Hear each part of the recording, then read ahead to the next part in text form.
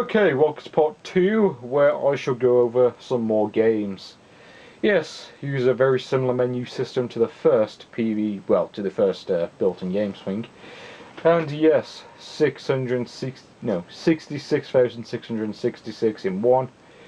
Great. And yes, once again, very similar menu system. The background uses some bloke from a origin I don't recognise. Yeah. And yes, same menu system pretty much. Super Mario Bros., which was not officially released on the Mega Drive. No, it's a pirate version, as you can probably guess. And this one is actually a pirate original.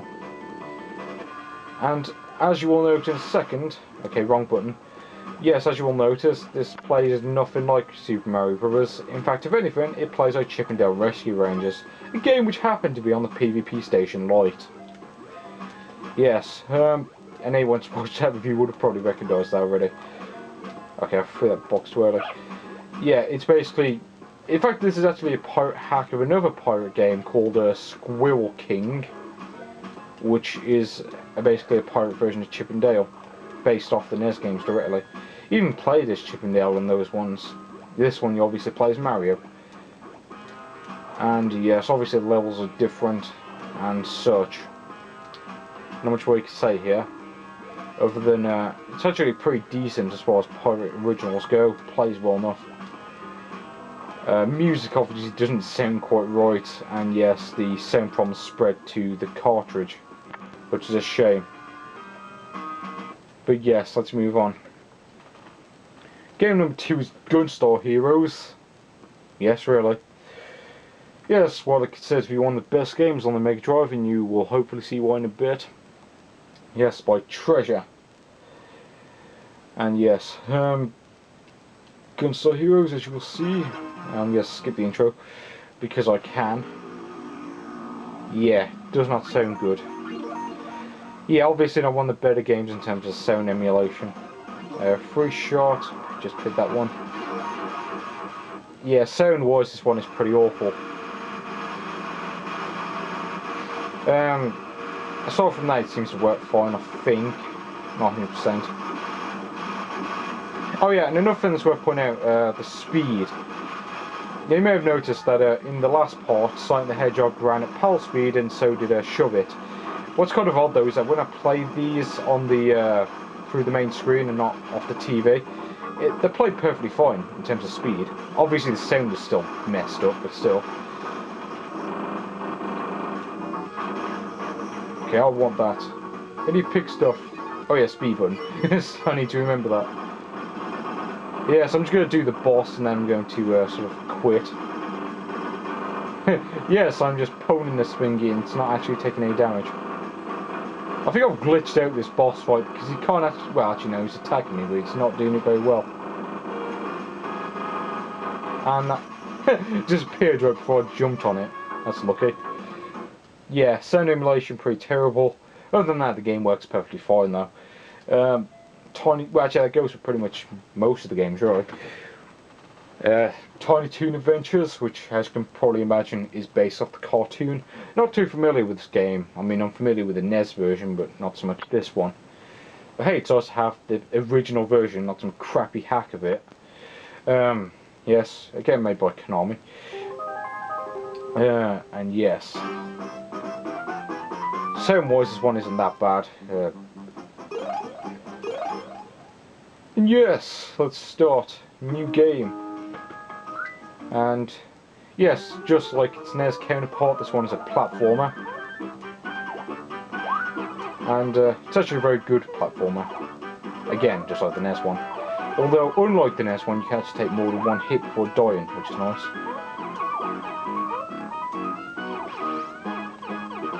And yes, obviously, it's a very good game. If you like Tiny Toons, I heard I've been playing it. It's probably even better than this one, to be honest. But yes, I mean, I watched the Tiny Toons as a kid. It was a very good show. It was kind of like Looney Tunes, except sort of in the 90s, I suppose. And yes, and of course playing as Busted Bunny here. I'm guessing you could probably sort of change it to the other characters later on, kind of like the NES one. Not entirely sure though. I mean, like I said, I'm not too familiar with this game.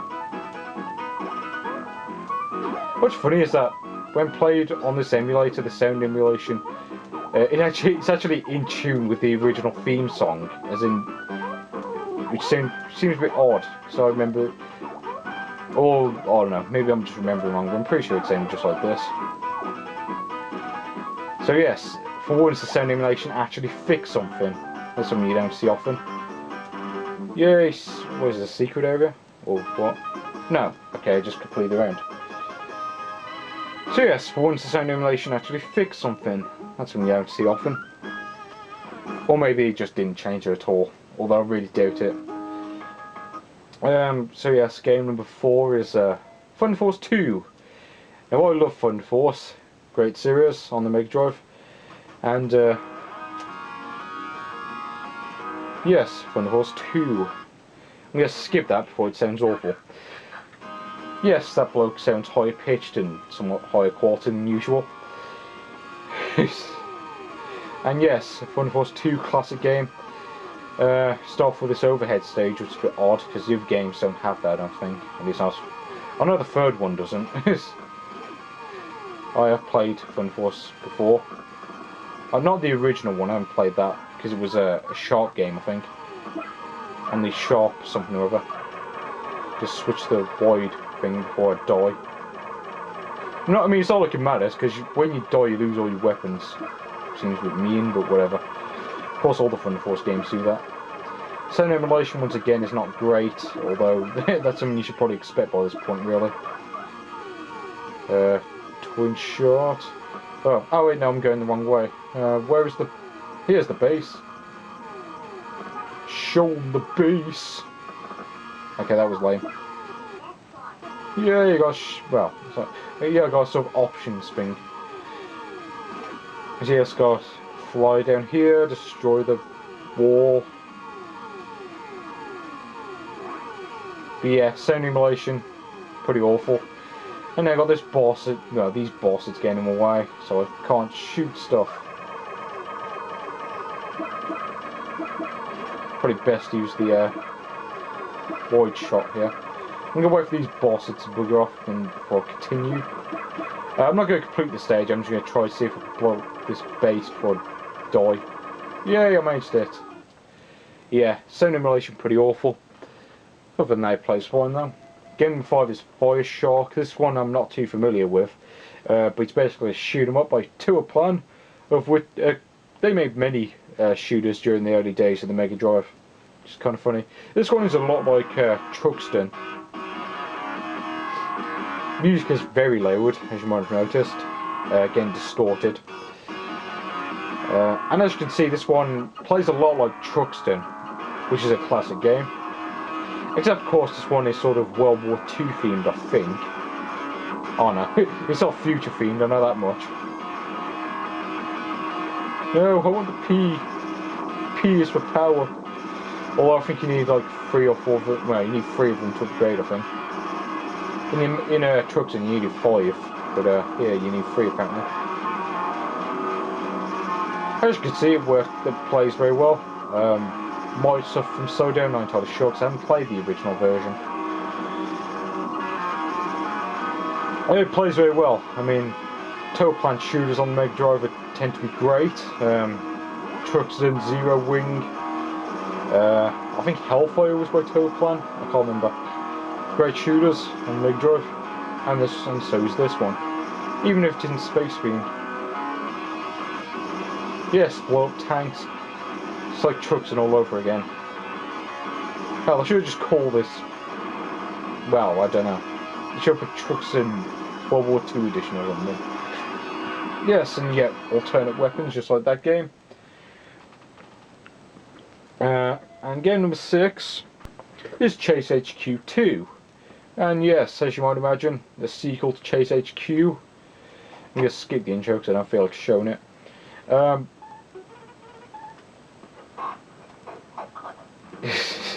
Yeah, the voice doesn't sound right, as you might have noticed. Sounds like a man. Let's go for the 4-wheel drive, might as well. I forget what button accelerates, so... Okay, it's the B button. As you may notice, I haven't played the arcade version, I imagine it's a lot like that. Sound is not quite right, although not as bad as some of the other games. As you can see, game itself is pretty awesome, but their gate is Chase HQ, you should probably expect that. At least anyone's played Chase HQ. Yeah, messed that up. Not doing very well this time around though. And yes, basically, for those of you who aren't familiar with Chase HQ, the goal is basically to catch a criminal by destroying his car, essentially. As you will see if I can get to the bloke.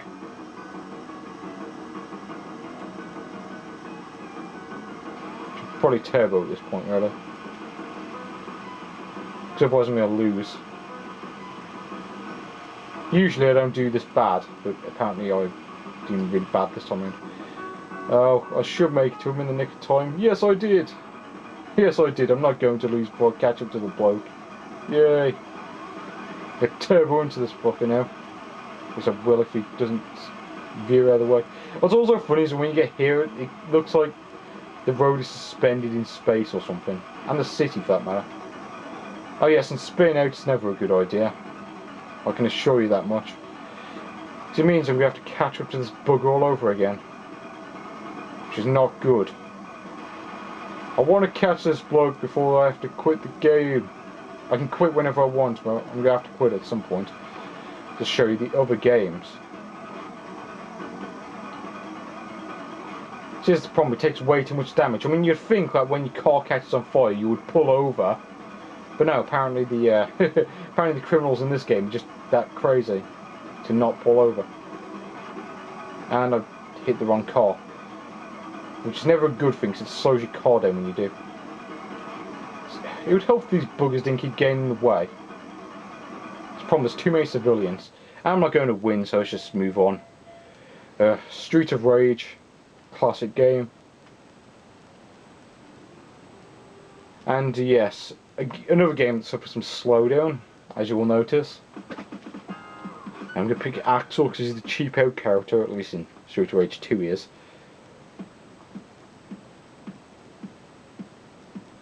Boom, boom, boom, boom, boom, boom. Boom, boom, boom, boom, boom, boom, boom, boom, boom, boom, boom, boom. Yes, obviously the game suffers from a lot of slowdown. Anyone that's played Streets of Rage will notice that already. Although, again, this doesn't happen when you're playing it on off the screen.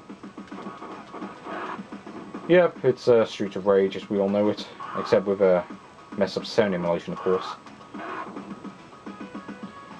Of course, this is one I had when I was a kid. Great game. What's funny is that when you get hit, it sounds like a car bonnet, which is a bit weird. And oh, you bugger! And he's walked off the screen, so I can't hit him.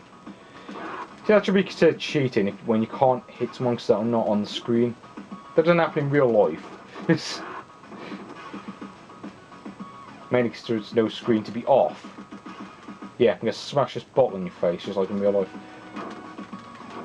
And yeah, sound emulation once again is not great. But what do you expect? Sunset Riders is game number 8. Trademark of Konami, great. Yeah, they leave all the copyrights in, which is kind of funny. It's a bit Billy, just because I can. And yes, this one is it's actually quite awesome. It's kind of like Contra crossed with Gunsmoke, in a sense. Well, sort of. Both are great games. Yeah, it's not going to get light. No, I'm not going to get lit on fire today. But I'm going to get shot because I'm an idiot who doesn't know when to duck.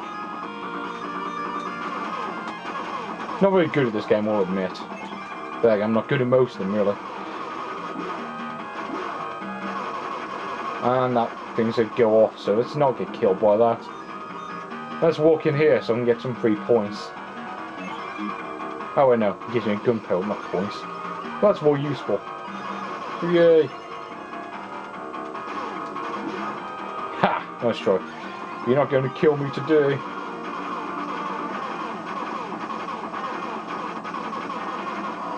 And yes, let's jump up here so I don't get killed by the balls. Yes, how do I go and play in this game? Because it is awesome, but we're going to move on. Once again, you can see where this repeats.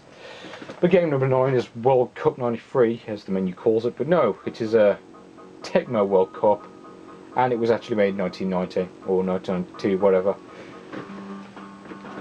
Of course I have this on the Famicom, except there it was sort of rebranded as FIFA 99 or something stupid. I'm obviously going to pick England, because I'm English. England versus Germany, I can already see this is not going to end well. And yes, they're going to pick formation D. I'd rather pick formation Z, but I can't. And as you may notice, the colours are rather inaccurate. For whatever reason, England playing in Dutch colours. Don't really understand that, to be honest. How do you pass? Okay, apparently it's B button to pass. Oh yes, and the Germans playing green for no apparent reason. Yeah, the colours are obviously inaccurate. So is the music, just like all the other games. And, great, throw in. Yes, like I said, this is not going to end well because we're playing against Germany.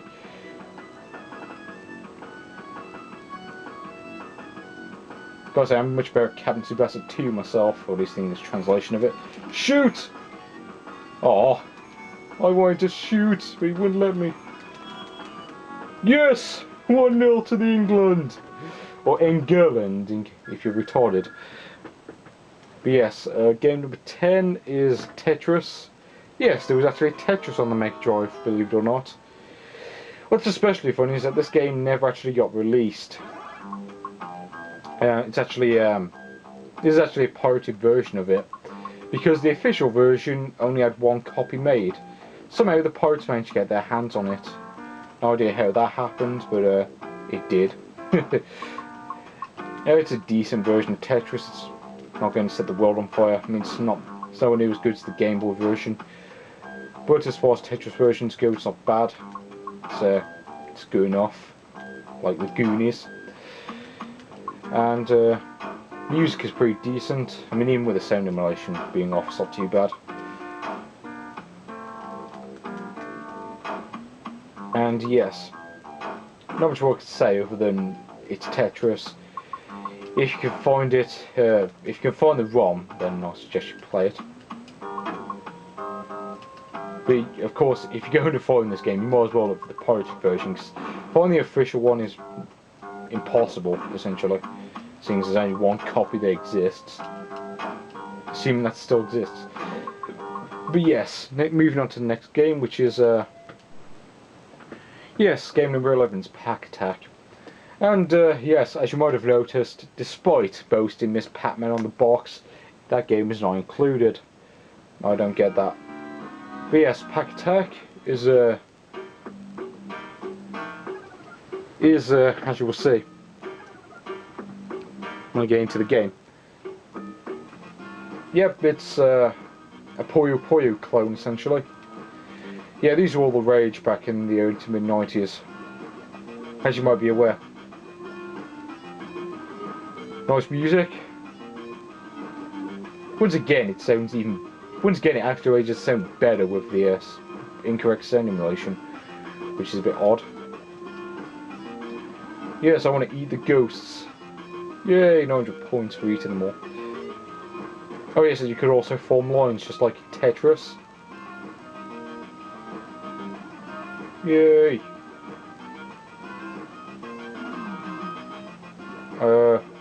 Let's go. I am Pac-Man, hear me roar, or something. Okay, I didn't get 900 points that time. What do I need to get 900 points? Oh well, it's decent. Speaking of Puyo Puyo clones for a second, there were many of them back in the 90s. I mean, there was Dr. Robotnik's Mean Bean Machine, Kirby's Avalanche, I think was a Puyo Puyo clone, although I've never played it, so I'm not entirely sure. Hebrique's Poon on the Super Nintendo, that was a great game. Okay, I didn't eat any ghosts that time. Disappointing. I think I messed this up because I can't actually get to those ghosts at the bottom.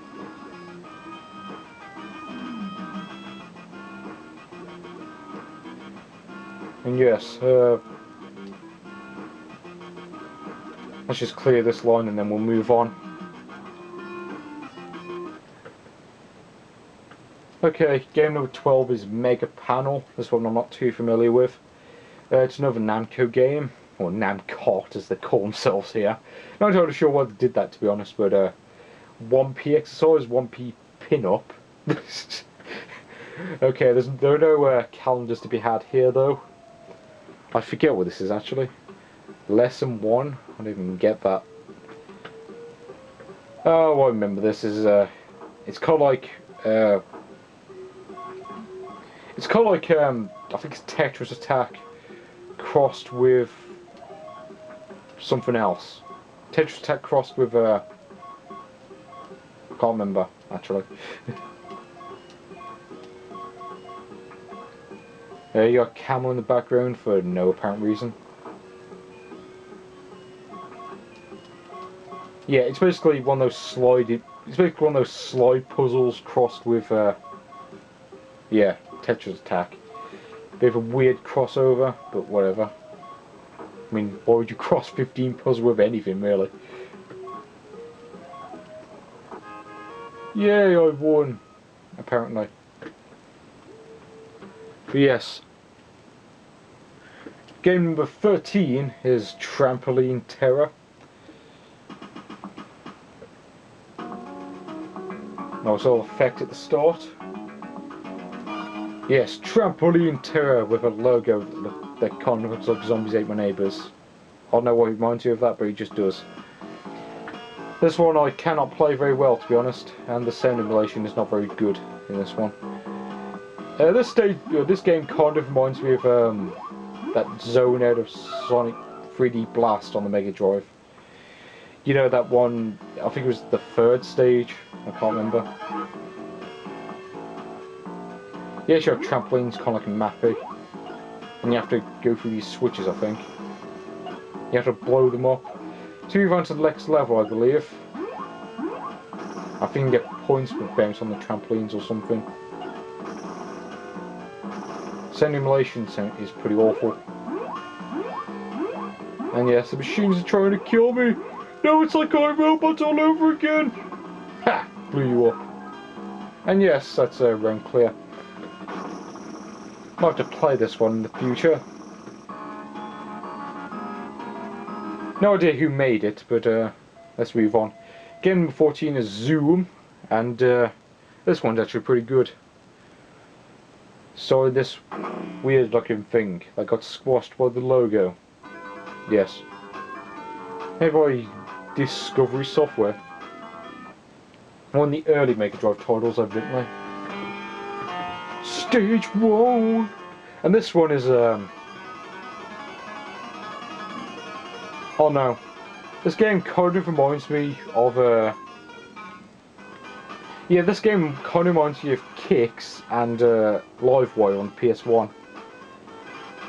Kicks, I'm sure you'll know what that is. Actually no, it kind of reminds me of Abadar rather than Kicks, in fact. If you have this bugger trying to kill you, and it follows the track just like Kicks, really. It's a very good game, actually. Although it has some weird voice samples. Yeah, I don't get that. But whatever. No, I died! Oh well, you can see what that game's about already. So I'm not going to play it anymore. Pyramid Magic is the last game, and yes, set in Egypt, as you can probably guess. By Sega. Yay, loads of Japanese text I can't read. And yes, this one you have to kick boxes to destroy them. You have to have pretty good timing to do it though. Can't destroy that one though. Oh, yeah, I know what you have to do now. You have to lift this thing above your head. Yeah, it's basically a puzzle game. It's actually a pretty decent one at that. You actually use that to kill that thing. And you move on to the next level. It's actually a pretty good game. It's basically a puzzle game. And I can't figure out what to do after this stage though, because I get stuck.